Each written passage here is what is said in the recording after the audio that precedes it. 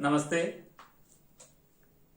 कक्षा 10 हिंदी पाठ्य पुस्तक स्पर्श भाग 2 के पाठ मनुष्यता को आपके सामने प्रस्तुत करने आया हूं। सबसे पहले मैं आपको बता दूं कि मनुष्यता हमारे राष्ट्रीय कवि मैथिली शरण गुप्त के द्वारा लिखा गया है। मनुष्य रूप में जन्म होना हमारे लिए बहुत ही सौभाग्यशाली है, क्योंकि मनुष्य के अंदर वो गुण होते हैं जो अन्य प्राणियों से सर्वश्रेष्ठ बना देता है। और हमारे इस कविता के रूप में हम मनुष्य के जो गुण होते हैं, उनके जो सद्गुण होते हैं, उनके अंदर जो करुणा, दया, परोपकार, इन सभी भावनाओं का प्रतिरूप ही मनुष्य है। और इन सभी का जो पालन करता है उसी को मनुष्यता कहते हैं। तो आज हम सभी मैथिली शरण गुप्त के रचना मनुष्यता को पढ़ने जा रहे हैं। और इससे पहले हम मैथिली शरण गुप्त के कुछ परिचय जान लेंगे कि इनका जन्म जो हुआ है वो सन 1886 ईस्वी में झांसी के चिरगांव जिला में हुआ है। इनके जीवन काल में ही इन्हें राष्ट्रीय कवि के रूप में प्रसिद्धि प्राप्त हुई है। गुप्त जी की कविता की भाषा विशुद्ध खड़ी बोली हिंदी है। इनकी काव्य भाषा में संस्कृत शब्दों का ज्यादातर प्रयोग किया गया है। गुप्त जी की प्रमुख कृतियों में साकेत, यशोधरा, जयद्रथवध इत्यादि हैं। इनका जो देहांत हुआ है वो 1964 ईस्वी में हुआ है। 1964 ईस्वी में। तो मनुष्यता जो पाठ हम लोग पढ़ने जा रहे हैं, ये मन को विचलित कर देने वाला और अभी के युग में जो मनुष्य की जो प्रवृत्ति है वो सबसे मनुष्य से अलग कर दे रहा है, जिसे हम पशुता का नाम हम दे सकते हैं। यानी मनुष्य का जो कर्तव्य होना चाहिए, उनका जो सदकर्म होना चाहिए, उनकी जो करुणा होनी चाहिए, उन दूसरों के प्रति दया की भावना होनी चाहिए, इन सभी से ओतप्रोत ही मनुष्य कहलाने लायक होता है। यदि इन सभी की भावनाएं हमारे अंदर नहीं है तो हम मनुष्य कहलाने लायक नहीं हैं। तो सबसे पहले हम सभी मनुष्यता पाठ का वाचन करेंगे।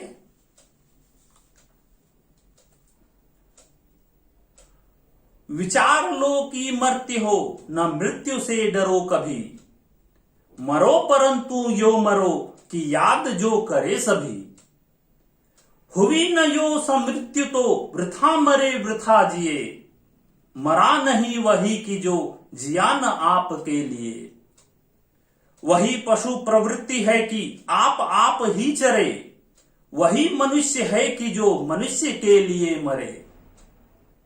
उसी उदार की कथा सरस्वती बखानती। उसी उदार से धरा कृतार्थ भाव मानती। उसी उदार की सदा सजीव कीर्ति कूजती। तथा उसी उदार को समस्त सृष्टि पूजती। अखंड आत्म भाव जो असीम विश्व में भरे। वही मनुष्य है कि जो मनुष्य के लिए मरे। क्षुधार्थ रंति देव ने दिया कर थाल भी। तथा दधीचि ने दिया परार्थ अस्थ जाल भी।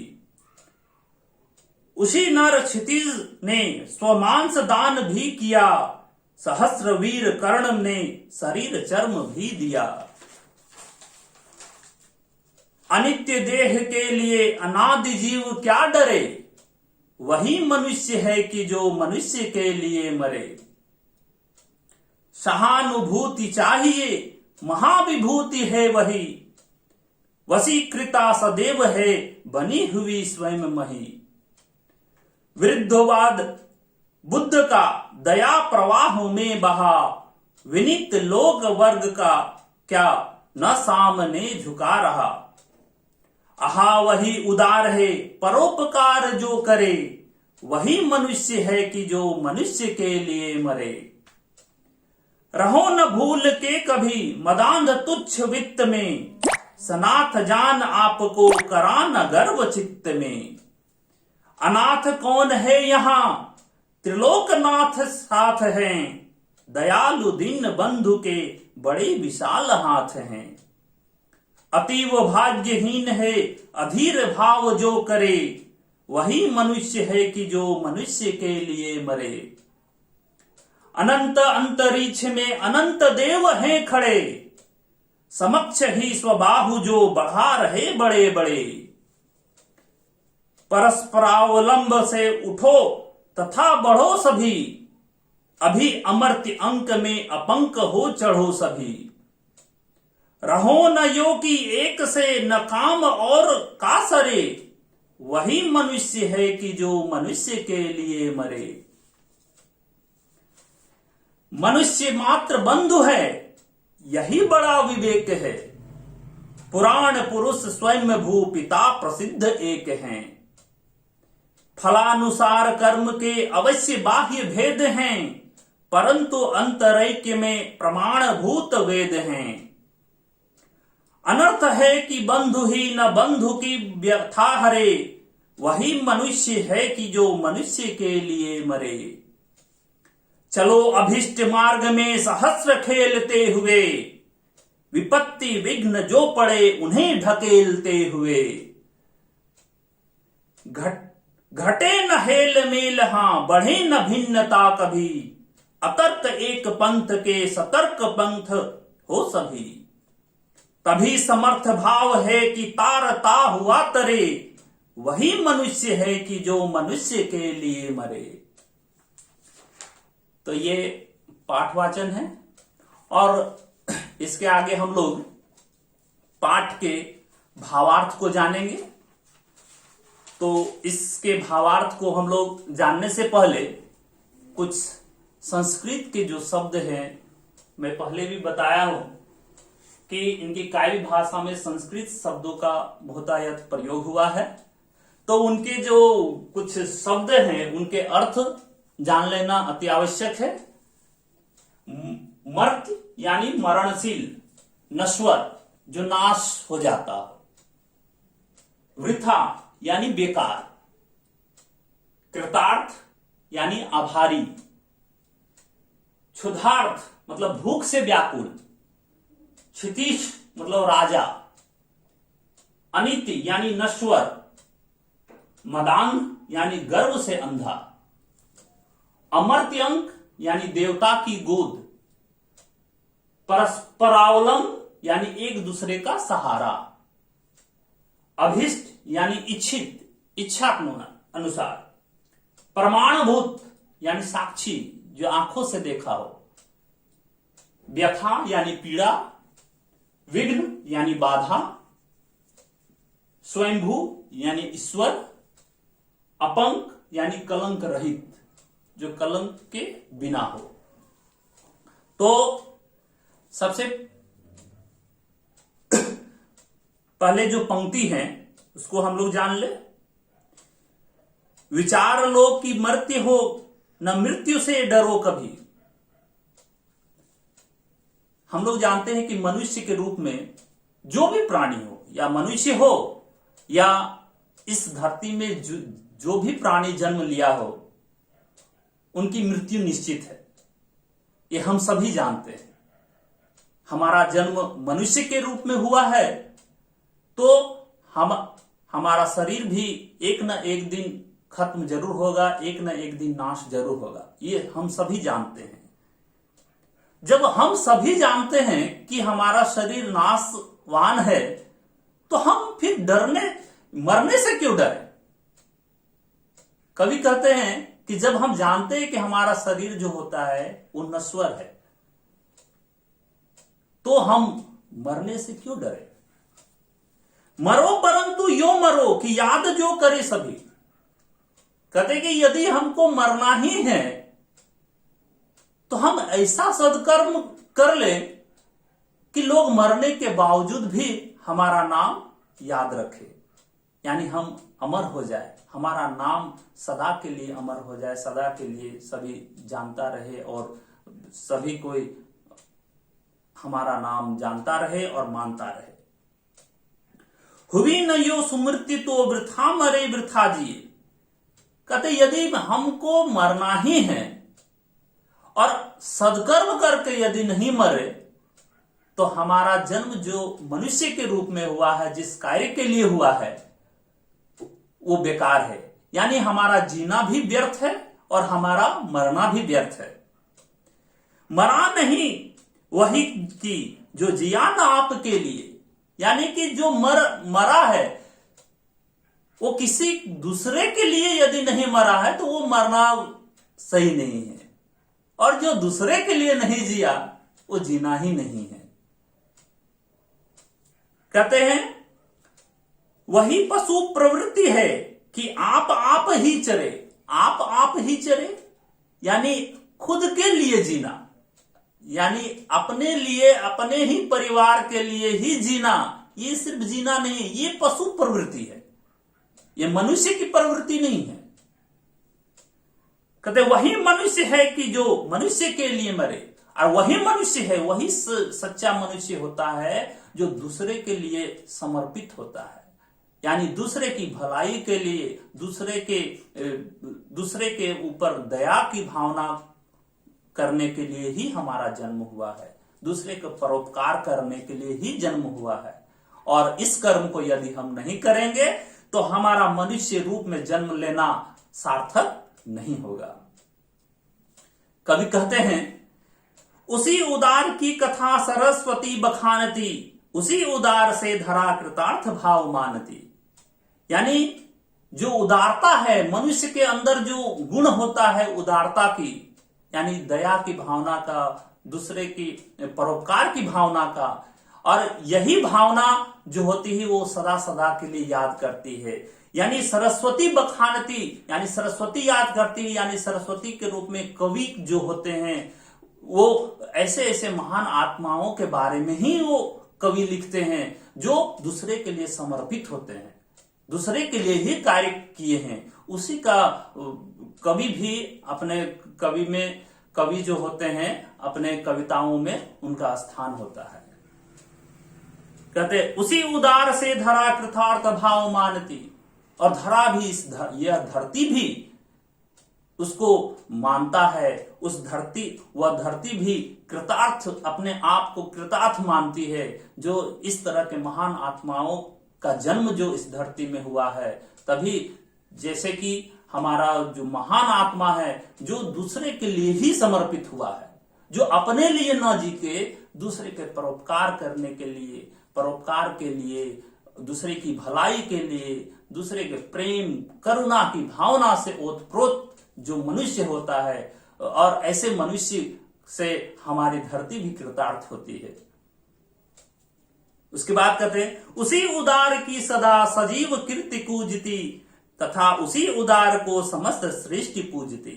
यानी उसी की उदारता, यानी जो दया की भावना है, जो परोपकार की भावना है, जो सदकर्म होता है, यही सजीव रहता है, बाकी सब नश्वर है।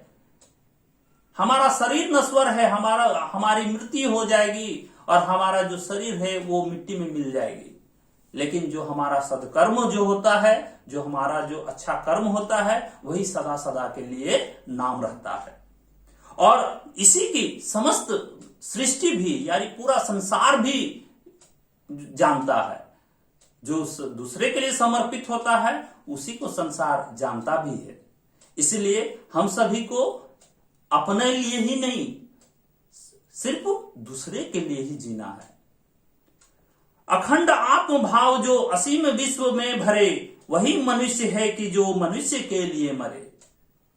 कहते हैं, कवि कहते हैं कि मनुष्य जो अनेकता में एकता देखता हो, अखंडम यानी अखंड, जो खंड न हो सके, अखंड यानी मनुष्य हमारी धरती में गरीब अमीर ऊंच नीच सभी धर्म के लोग सभी को जो समान भाव से देखते हैं, जो सभी को समान भाव से देखकर उनकी सेवा करते हैं और जो लोगों को समर्पित करते हैं, वही क्या कहते हैं कि इस धरती में उसी का नाम होता है। और वही मनुष्य क्या होता है कि इस धरती के लायक होता है और मनुष्य कहलाने के लायक होता है। नहीं तो वो मनुष्य कहलाने लायक नहीं होता। जिसके अंदर मनुष्यता ना हो वो मनुष्य क्या, जिसके अंदर मनुष्य का गुण ही नहीं हो तो मनुष्य कहलाने का हक उन्हें नहीं है,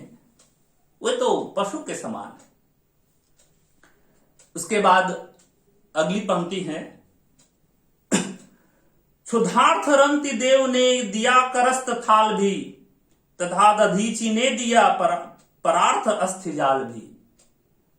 कवि कहते हैं कि इस धरती में बहुत सारे ऐसे महान आत्माओं का जन्म हुआ है जो सिर्फ दूसरों के लिए ही जिया है। जिसमें से एक रंती देव नामक राजा जो है, जो क्षुधार्थ मतलब कि भूख से व्याकुल रहता है और उसके हाथ में थाली का भोजन की थाली भी होती है तो वो उसको भी दान कर देता है। तो ऐसे ऐसे महान आत्मा हमारी धरती में प्रकट हुए हैं। उसके बाद कहते हैं, तथा दधीचि ने दिया परार्थ अस्थिजाल भी। कहते हैं दधीचि एक ऋषि थे, उनके अस्थियों के द्वारा ही, अस्थियों से ही वज्र बना है। इंद्र देवता का जो वज्र होता है वो दधीचि मुनि के हड्डियों से ही बना है और ये दूसरे को उपकार करने के लिए ही है। और दूसरे अपनी हड्डियों का दान कर दिए, यानी जब तक अपने शरीर का दान नहीं करेंगे तब तक हड्डी का दान कहां से हुआ। यानी वो मृत्यु लोक को प्राप्त किए सिर्फ दूसरे की भलाई के लिए, परोपकार करने के लिए। उसी तरह उसी नर क्षितिश ने स्वमांस दान भी किया। उसी नर गांधार नरेश थे जो अपना ही मांस यानी अपने शरीर का मांस दान कर दिए दूसरे की भलाई के लिए। सहस्र वीर कर्ण ने शरीर चर्म भी दिया। आप लोग महाभारत देखे होंगे तो कुंती पुत्र कर्ण जो थे, जो दानवीर कर्ण के नाम से प्रसिद्ध थे। दानवीर कर्ण यानी दान में सब कुछ दे देने वाले। यानी इंद्र देवता ने उन्हें अपना कवच मांग लिया था, क्योंकि कर्ण के शरीर में एक कवच था और वो कवच उसके शरीर से जुड़ा हुआ था। जब वो जानता था कि जब तक ये शरीर पर मेरा कवच है तब तक मेरी जिंदगी है, मेरा जीवन है, और ये कवच जब हमसे हट जाएगा तब मेरी मृत्यु निश्चित है, ये जानता था। लेकिन फिर भी वो इंद्र के मांगने पर उन्हें सहस्र रूप से खुशी पूर्वक उन्हें दान कर दिया। तो इतने महान आत्मा जो हुए हैं हमारे धरती में, जो दूसरे के लिए ही समर्पित हुए हैं, तो हम क्या चीज है। अनित्य देह के लिए अनादि जीव क्या डरे। अनित्य देह यानी जो ये नश्वर देह है, शरीर है, तो इसके लिए हम क्यों डरे। हम जानते हैं कि ये शरीर हमारा नश्वर है, खत्म हो जाने वाला है, तो हम फिर मरने से क्यों डरे। वही मनुष्य है कि जो मनुष्य के लिए मरे, इसलिए मुझे डरना नहीं है, हम लोगों को डरना नहीं है, बल्कि मनुष्य वही मनुष्य कहलाता है जो दूसरे मनुष्य के लिए परोपकार करता है, दूसरे की भलाई करता है, दूसरे के लिए ही अपना जीवन जीता है। सहानुभूति चाहिए। कवि कहते हैं सहानुभूति चाहिए, महाविभूति है यही, वशीकृता सदैव है बनी हुई स्वयं मही। कहते हैं कि सभी मनुष्यों को जो दुखी होते हैं उनको सहानुभूति की आवश्यकता होती है। और वही कहते हैं महाविभूति, कहते हैं कि वही मनुष्य की सबसे बड़ी पूंजी होती है। सहानुभूति प्रकट करना ही मनुष्य की सबसे बड़ी पूंजी है, सहानुभूति उनकी। तो कहते हैं वशीकृता सदैव है बनी हुई स्वयं ही। कहते हैं कि कवि कहते हैं कि सदैव बड़प्पन बना रहना चाहिए, यानी कि दूसरे के वश में रहकर भी अपने आप को छोटा मानना, अपने आप को बड़प्पन, वही उनका बड़प्पन है।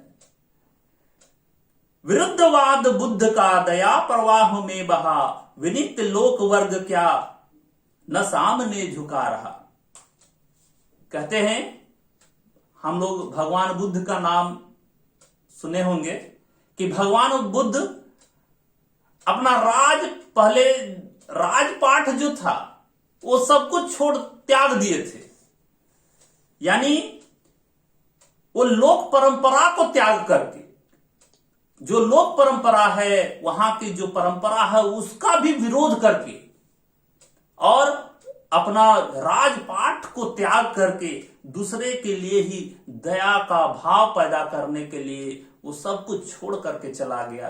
तो ये किसके लिए? अपने लिए नहीं, दूसरों के लिए। ऐसे बहुत कम ही लोग होते हैं जो अपना राजपाट छोड़ करके दूसरे के लिए अपना सब कुछ छोड़ दे। तो इससे बढ़कर इसीलिए भगवान की पदवी मिली है। भगवान बुद्ध जो हैं, विनीत लोक वर्ग क्या न सामने झुका रहा। वह लोग ही क्या, वो मनुष्य क्या जो दूसरे के सामने नहीं झुका हो, जो दूसरे के सामने झुककर विनम्र होकर रहता है, वही सच्चा मनुष्य कहलाता है। आहा, वही उदार है परोपकार जो करे।